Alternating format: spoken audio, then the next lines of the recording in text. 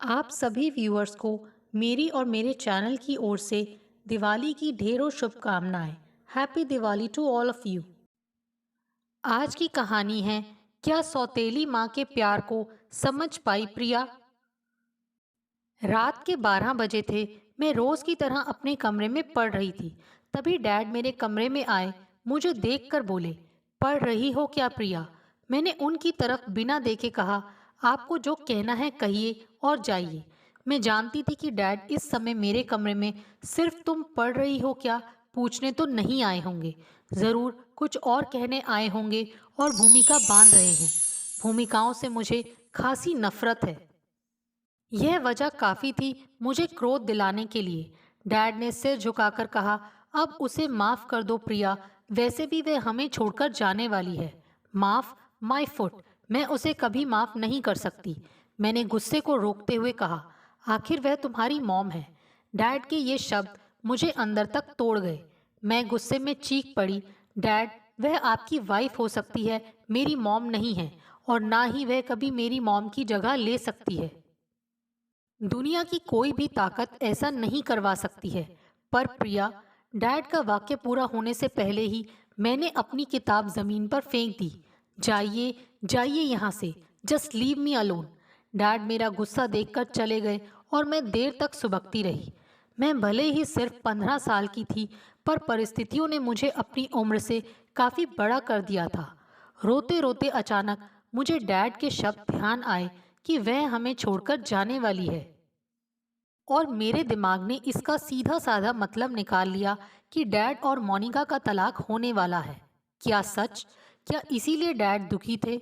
मेरे चेहरे पर खुशी की लहर दौड़ गई। मैं अपने दोनों कानों पर हाथ रखकर चिल्लाई, ओ ग्रेट। दूसरे दिन मैं खुशी खुशी स्कूल गई। मैंने अपनी सहेलियों को कैंटीन में ले जाकर ट्रीट दी। हालांकि सब खाने पीने में मस्त थीं, पर नैन्सी ने पूछ ही लिया, प्रिया, आखिर यह ट्रीट किस खुशी में दी जा रही है। मैंने चहकते हुए कहा, finally finally and finally, Monica और मेरे डैड में तलाक होने वाला है और वह हमें छोड़कर जाने वाली है। अपनी स्टेप मॉम मोनिका के लिए मेरे मन में इतनी नफरत थी कि मैंने उसे कभी मॉम नहीं कहा, हमेशा उसे मोनिका ही कहती रही, डैड के लाख समझाने के बावजूद। वैसे भी खुली संस्कृति वाले अमेरिका में यह कोई आश्चर्य की बात नहीं है। तभी रीता ने कोक का घूंट गटकते हुए पूछा, प्रिया, क्या तुम्हारे डैड और स्टेप मॉम में काफी झगड़े होते हैं? नहीं तो। इस बात का उत्तर देने के साथ ही मैं अतीत में पहुंच गई। जब मैं छोटी थी तब मेरी मॉम और डैड में बहुत झगड़े होते थे।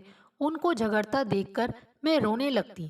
थोड़ी देर के लिए दोनों चुप हो जाते, पर फिर झगड़ना शुरू कर देते। उनके झगड़े में बार बार मेरा नाम भी शामिल होता। दोनों कहते कि अगले की वजह से मेरा जीवन खराब हो रहा है। मैं बहुत सहम जाती थी। मैं मॉम या डैड में से किसी एक को चुनना नहीं चाहती थी। इसी कारण कई बार नींद खुल जाने के कारण भी मैं आंख बंद किए पड़ी रहती कि कहीं मुझे रोता देखकर दोनों एक दूसरे पर मुझे रुलाने का कारण न थोपने लगे। कई बार भय से मेरा टॉयलेट बिस्तर पर ही छूट जाता और मॉम मुझे बाथरूम में ले जाकर शावर के नीचे बैठा देती। रात में ही बेडशीट बदली जाती। मुझे थोड़ा पुचकार कर फिर दोनों झगड़ने लगते, पर बात संभलते ना देखकर दोनों की सहमति से मुझे दूसरे कमरे में सुलाया जाने लगा। अफसोस, झगड़े की आवाज़ों ने यहाँ भी मेरा पीछा नहीं छोड़ा। मैं कानों पर तकिया रखकर जोर से दबाती, पर आवाज़ें मेरा पीछा नहीं छोड़ती। मैं रोज़ कामना करती कि मेरे मॉम डैड के बीच सब ठीक हो जाए, हम भी हैप्पी फैमिली की तरह रहें। मगर मेरी कामना कभी पूरी नहीं हुई। मुझे आज भी वे दिन अच्छी तरह याद है। मैं 6 साल की थी। मॉम ने मुझे गुलाबी रंग का फ्रॉक पहनाया और खूब प्यार किया। मॉम बहुत रोती जा रही थी। रोते रोते ही उन्होंने मुझसे कहा, प्रिया, मैं केस हार गई हूँ। तुम्हारी कस्टडी पापा को मिली है। मैं वापस इंडिया जा रही हूँ। तुम्हें यहाँ अमेरिका में रहना है, अपने पापा के साथ। हो सकता है आगे तुम्हारी कोई स्टेप मॉम आए, पर तुम संयत रहना। बड़ा होने पर मैं कैसे भी तुम्हें ले जाऊंगी। मॉम चली गई और मैं रह गई डैड के साथ अकेली। पहले 2 सालों में डैड मुझे लेकर इंडिया गए। मॉम से भी मिलवाया, पर उसके बाद यह संपर्क टूट गया। हाँ, कभी कभी मॉम से फ़ोन पर बात होती। उनके आंसू मुझे अंदर तक चीर देते थे। मैं इमोशनल सपोर्ट के लिए डैड पर निर्भर होती जा रही थी। मेरा 8वां बर्थडे था जब मोनिका डैड की ज़िंदगी में आई। वह पार्टी में इनवाइटेड गेस्ट्स में से थी। डैड उससे बहुत हंस-हंस कर बातें कर रहे थे। मुझे उसका डैड के साथ इस तरह घुल-मिल कर बातें करना बिल्कुल अच्छा नहीं लगा। अलबत्ता उसके बेटे जॉन के साथ मेरी अच्छी जमी। हमने कई खेल साथ खेले। उसके बाद मोनिका अक्सर हमारे घर आने लगी। डैड का टाइम जो मेरे लिए था, उस पर वह कब्जा जमाने लगी। उसे डैड के साथ देखकर मेरे मन में न जाने कैसे आग सी लग जाती। मुझे लगता डैड के इतने पास कोई नहीं बैठ सकता। वह जगह मेरी मॉम की थी जिसे कोई नहीं ले सकता। मैं तरकीबें सोचती कि कैसे डैड को उससे दूर रखूं, पर डैड और मोनिका के प्रेम के बहाव के आगे मेरी छोटी नादान सारी तरकीबें बह गईं। प्रेम अंधा होता है और स्वार्थी भी। डैड को मोनिका को अपनी प्राथमिकताओं की लिस्ट में पहला स्थान देते समय मेरी बिल्कुल याद नहीं आई। कुछ ही महीनों में दोनों ने शादी कर ली। मोनिका के साथ उसका बेटा जॉन भी हमारे घर आ गया। जॉन के रूप में मुझे सौतेला ही सही, पर छोटा भाई तो मिल ही गया। मगर मोनिका को मैं कभी माफ़ नहीं कर सकी, ना ही कभी अपनी मॉम की जगह दे सकी। वेडिंग गाउन में जब मोनिका ने हमारे घर में प्रवेश किया था, तो मेरे गुस्से से भरा चेहरा देखकर उसके पहले शब्द यही निकले थे, प्रिया, जिंदगी एक बहाव है। जीवन नदी कैसे बहती है, कोई नहीं जानता। यह नदी कभी पत्थरों को साथ बहा ले जाती है, तो कभी कभी बड़े पर्वत को काट देती है, तो कभी मन बना लेती है कि उसे पर्वत से नहीं टकराना और फिर चुपचाप अपना रास्ता बदल लेती है। अब यह पता नहीं कि नदी ये सब अपनी इच्छा से करती है या सब कुछ पूर्व नियोजित होता है। फिर भी हम किसी सूरत से नदी को दोष नहीं दे सकते। तुम्हारे जीवन में मैं आ गई हूँ। मैं जानती हूँ तुम मुझे पसंद नहीं करती हो। सब कुछ अचानक हुआ। यह पूर्व नियोजित नहीं था। फिर भी अगर तुम मुझे गलत समझती हो तो प्लीज़ फॉरगिव मी। अब हम एक फैमिली हैं और मैं पूरी कोशिश करूंगी कि हम एक अच्छी फैमिली के रूप में आगे बढ़ें। मुझे उसकी बात में दम लगा था। मैं भी एक अच्छी ज़िंदगी जीना चाहती थी। शायद मैं उसे माफ़ कर देती, पर मेरी माँ के आंसू मुझे ऐसा करने से रोक रहे थे। मैंने अपने आप को संयत किया। ओह, कितनी चालाक है। अपना ज्ञान बघार रही है, पर मुझे इम्प्रेस नहीं कर सकती। सोचते हुए मैंने उसका हाथ झटक दिया और अपने कमरे में चली गई। वैसे मोनिका की पर्सनालिटी बहुत चार्मिंग थी। वह एमएनसी में सॉफ्टवेयर इंजीनियर होने के साथ साथ चुस्त दुरुस्त महिला भी थी। वह इतनी हेल्थ कॉन्शियस थी कि सुबह 5 बजे उठकर मॉर्निंग वॉक और एक्सरसाइज करती और बैलेंस डाइट पर बहुत जोर देती। Healthy food, healthy drink, healthy lifestyle, बस हेल्दी हेल्दी हेल्दी। उसके सिर पर अच्छी हेल्थ का भूत सवार रहता। उसके इतने गुणों के बावजूद मेरे मन में उसके लिए सिर्फ और सिर्फ नफरत थी। मुझे लगता था मोनिका मेरी मॉम के आंसुओं का कारण है। हालांकि जहाँ तक मुझे याद है, मैंने कभी अपनी खुद की मॉम और डैड के झगड़े के बीच कभी मोनिका का नाम नहीं सुना था। अरे, कहाँ खो गई? रीता की आवाज़ से मेरी तंद्रा टूटी और मैं फिर से कोक और चिप्स में मगन हो गई। अगले 4-5 दिन मेरी जिंदगी के सबसे अच्छे बीते। मैं खुद में खुश थी। ईयर प्लग लगाकर गाने सुनती और अपने में मस्त रहती। घर में क्या चल रहा है इसका मुझे अंदाज़ा भी नहीं था। करीब हफ्ता भर बीत जाने के बाद जॉन ने बताया कि मॉम हॉस्पिटल में है। अरे हाँ, कुछ दिनों से मुझे मोनिका घर में दिखी भी नहीं, पर मेरी नफ़रत इतनी ज़्यादा थी कि मैं उसे होते हुए भी नहीं देखती थी, तो उसके ना होने पर क्या खाक ध्यान देती। खैर, हॉस्पिटल में है तो मुझे भी क्या। फिर भी औपचारिकता के नाते मैंने जॉन से पूछ ही लिया, क्या हुआ है उन्हें। जॉन सुबक पड़ा। मॉम को लंग कैंसर है, टर्मिनल स्टेज। व्हाट? मैं चीखी। अभी पता चला, और इतनी जल्दी टर्मिनल स्टेज कैसे? दरअसल कैंसर शुरू में लंग्स में ही था और अब ब्रेन तक फैल गया। जॉन ने आंसू पोंछते हुए कहा। मुझे झटका सा लगा। फिर बोली, तुम चिंता मत करो John, everything will be fine. कहकर मैं अपने कमरे में चली गई। अब मुझे डैड की बात का मतलब समझ में आया कि वे मुझे क्यों कह रहे थे कि उसे माफ़ कर दो, वह हमें छोड़कर जाने वाली है। तो क्या छोड़कर जाने का मतलब यह था? Oh no! मैं मोनिका से मिलने के लिए अधीर हो उठी। शाम को मैं डैड के साथ हॉस्पिटल गई, पर उससे मिल न सकी। उसे शीशे के कैबिन में सबसे दूर रखा गया था। पर क्यों डैड? मैंने डैड से पूछा। बेटा, मोनिका को कीमो के बाद शरीर कमजोर होने के कारण सीवियर चेस्ट इन्फेक्शन ने घेर लिया है। उसे सबसे अलग इसीलिए रखा गया है कि आगे उसे कोई इन्फेक्शन ना लगे। मैं शीशे के पार मोनिका के शरीर में लगी तमाम ट्यूब्स को देख रही थी। यह सच है कि मैं मोनिका को डैड से दूर देखना चाहती थी, पर ऐसे नहीं। मैं उससे नफरत करती थी, पर इतनी भी नहीं कि उसे इस हालत में देखूं। उस समय मैं बस कहना चाहती थी कि मैंने उसे माफ किया। पर शीशे के उस पार क्या वह सुन पाती? मेरी आंखें छलक पड़ी। उस रात मैं सो नहीं पाई और उस दिन को याद करने लगी जिस दिन मोनिका मेरे डैड की पत्नी बनकर मेरे घर आई थी और मैंने उसके बारे में एक बुरी औरत होने का विचार बना लिया था। मैं उसकी सुंदरता, उसकी काबिलियत, उसके हेल्दी लाइफस्टाइल को वह अवगुण मानने लगी जिसके कारण मेरी मॉम मुझसे दूर हो गई। ऐसा नहीं है कि मोनिका ने मुझसे प्यार जताने की कभी कोशिश नहीं की। पिछले 6 सालों में उसने मेरा दिल जीतने के लिए लाखों प्रयास किए। कितनी बार उसने आंखों में आंसू भरकर मुझसे प्लीज फॉरगिव मी कहा, पर मैंने उसके हर प्रयास को एक साजिश समझा जिसके द्वारा वह मेरे मन से मेरी मॉम की जगह छीन सके। मुझे याद है कि अक्सर ब्रेकफास्ट मोनिका ही बनाती थी। ज़्यादातर वही बनता जो जॉन को पसंद था। उसके लाख पूछने के बावजूद मैंने उसे अपनी पसंद नहीं बताई, पर शायद उसने डैड से पूछ लिया और अगली सुबह ब्रेकफास्ट के समय चहकते हुए यह कहकर परोसा कि आज मैं अपनी बेटी प्रिया की पसंद का ब्रेकफास्ट बनाया है। बस इतना सुनना था कि मेरे तन बदन में आग लग गई। मैंने उसके सामने ही ब्रेकफास्ट डस्टबिन में फेंक दिया और फ्रिज से ब्रेड बटर निकालकर खा लिया। मोनिका मुझे देखती रही, पर मैंने पलटकर नहीं देखा। उसके बाद उसने मुझे तोहफे देने शुरू किए। मेरी पसंद के कपड़े, मेरी पसंद के जूते, खिलौने या कुछ और महंगे से महंगा। इतने महंगे उसने कभी जॉन के लिए भी नहीं लिए थे। पर मैंने हर बार यह कहते हुए कि मेरा प्यार बिकाऊ नहीं है, तुम मुझे सारी दुनिया की दौलत से भी खरीद नहीं सकती, उसके तोहफे लौटा दिए। हर बार वह दुखी होते हुए कहती, प्लीज़ फॉरगिव मी।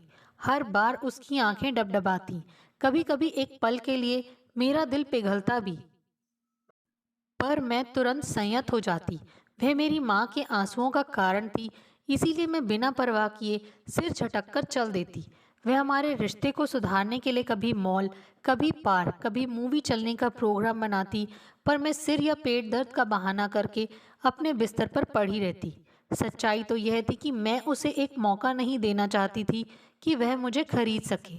मुझे लगता था इसी में उसकी हार है। हाँ, एक वक्त था जब मैं काफ़ी कमज़ोर पड़ गई थी। मुझे कई दिनों से बुखार था। मोनिका मेरा ध्यान रखने में कोई कमी नहीं रखना चाहती थी। वह मुझे अपने हाथ से दवा देती, जबकि मैं चाहती कि डैड मुझे दवा दें। मैं दवा खाती ही नहीं। अगर उसने मुंह में डाल दी तो निगलनी बिल्कुल नहीं थी। गाल के बीच में फंसा लेती, उसके जाने के बाद थूक देती। इसी कारण बुखार बहुत बढ़ गया। मैं शायद अर्ध बेहोशी की अवस्था में मॉम मॉम बड़बड़ा रही थी। जब मोनिका मेरे कमरे में आई, वह मेरे बिस्तर पर बैठ गई और मेरे तपते सिर पर ठंडे पानी की पट्टियां रखने लगी। मुझे बहुत अच्छा लगा। मॉम के होने का एहसास हुआ और मैं धीरे से उठकर उससे लिपट गई। मोनिका ने भी मुझे गले से लगा लिया। दिल को बहुत सुकून मिला। अचानक मुझे एहसास हुआ कि वह मेरी मॉम नहीं है। मैंने जल्दी से अपने को उसकी बाहों से छुड़ाया, माथे से ठंडे पानी की पट्टी हटाकर पानी का जग फेंक दिया। पानी फर्श पर फैल गया। उस पानी के बीच मुझे मोनिका की आंखों का पानी दिखाई नहीं दिया। बस शब्द सुनाई पड़े, are you okay, please forgive me please. उसके बाद डैड ने ही मुझे दवा दी। तन से मैं ठीक हो गई, पर मन पहले से अधिक बीमार हो गया। मुझे लगा यह मेरी बहुत बड़ी हार थी और उसकी बहुत बड़ी जीत। मैं कई दिनों तक उससे आंखें चुराती रही। मुझे लगता वह मुस्कुरा रही होगी, जश्न मना रही होगी। नहीं, मैं उसे माफ नहीं कर सकती। मुझे और कठोर होना पड़ेगा। शायद वह मोनिका की मुझे मनाने की आखिरी कोशिश थी।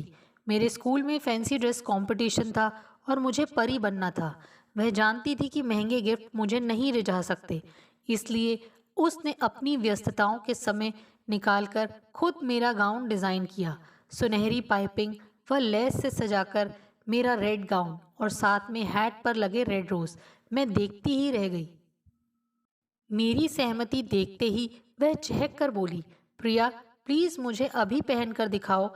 जिस दिन तुम्हारा फंक्शन है, मेरा टूर है, तब मैं देख नहीं पाऊंगी।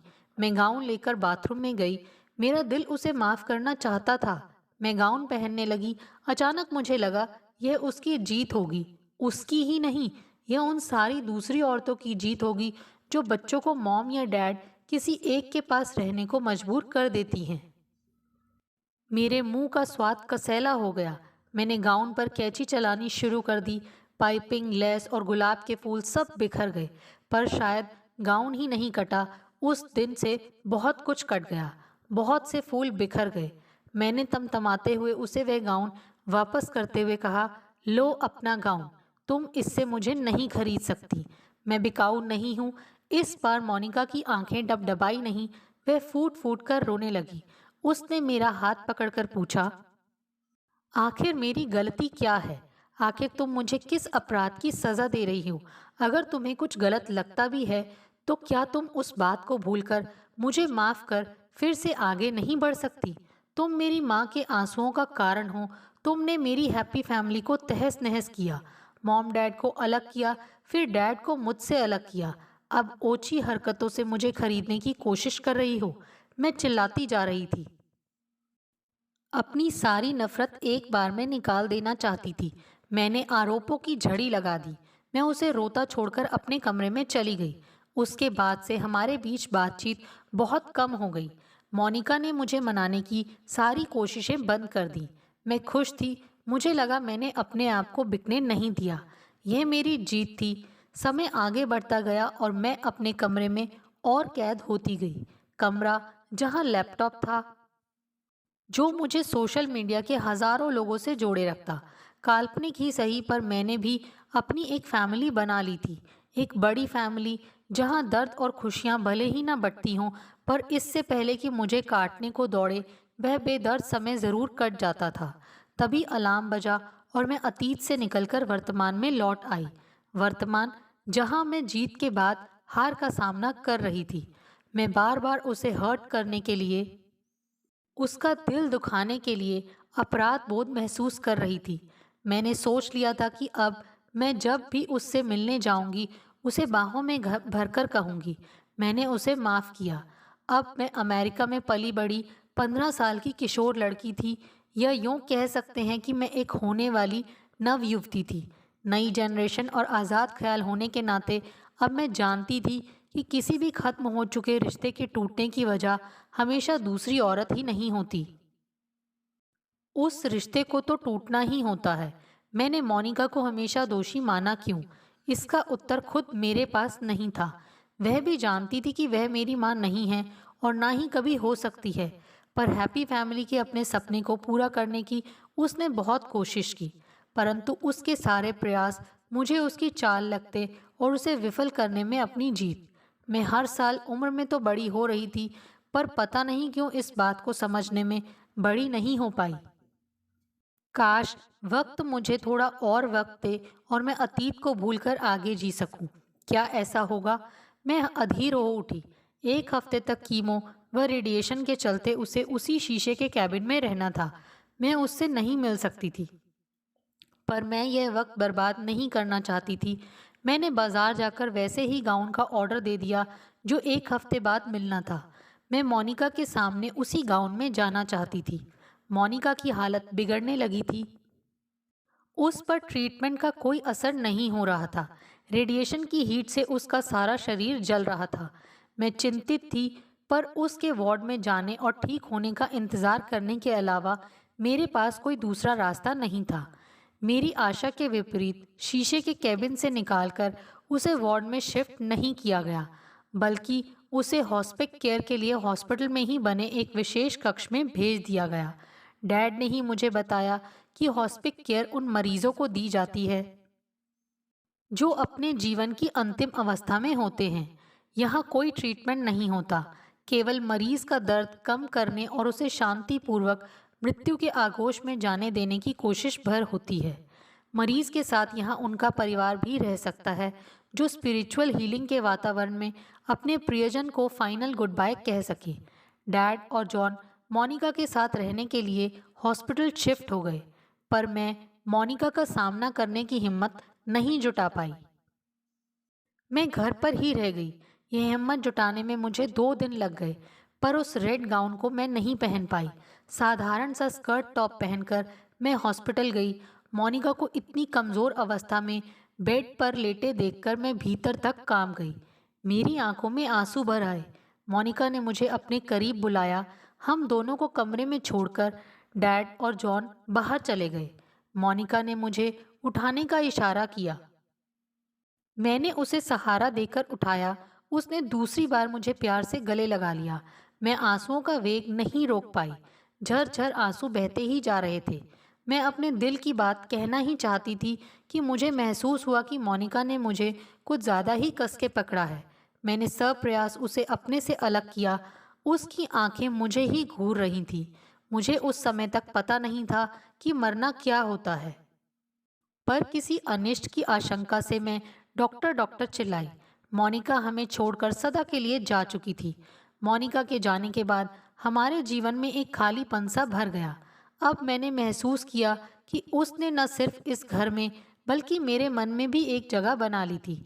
जब जब उस पल को सोचती हूँ, एक टीस सी उठती है। काश मैं वह कह पाती जो मैं कहना चाहती थी, पर क्या वह उस समय सुन पाती? क्या कोई इंसान जब वह मृत्युशैया पर होता है तो उसके लिए उन शब्दों का कोई महत्व होता है जिन्हें वह जीवन भर सुनना चाहता है? क्यों हम अपने जीवन को हमेशा चलने वाला मानते हैं? क्यों हम समय रहते अपनी बात नहीं कह देते? हम अपने क्रोध, नफरत, गुस्से को सहेजने के चक्कर में यह भूल जाते हैं कि जिस थाली को हम बड़ी शान से अगले पल को सौंप देना चाहते हैं, वह अगला पल 2 लोगों के जीवन में रहता भी है या नहीं। मुझे अपनी ही बातों से घबराहट होने लगी। मैं बालकनी में चली आई। नीले आकाश में सफ़ेद बादल तेज तेज घूम रहे हैं। मुझे चक्कर सा आ रहा है। मेरे मन में कोई चिल्ला रहा है, मोनिका, मोनिका। मैं फिर ऊपर देखती हूँ। घूमते बादलों को देखकर मैं ज़ोर से चीखने लगती हूँ, Monica, please please forgive me. मगर मैं जानती हूँ इस बार अनसुना करने की बारी मोनिका की है। दोस्तों, आपको हमारी ये कहानी कैसे लगी? प्लीज़ कमेंट्स करके बताइए। Thanks for watching this video.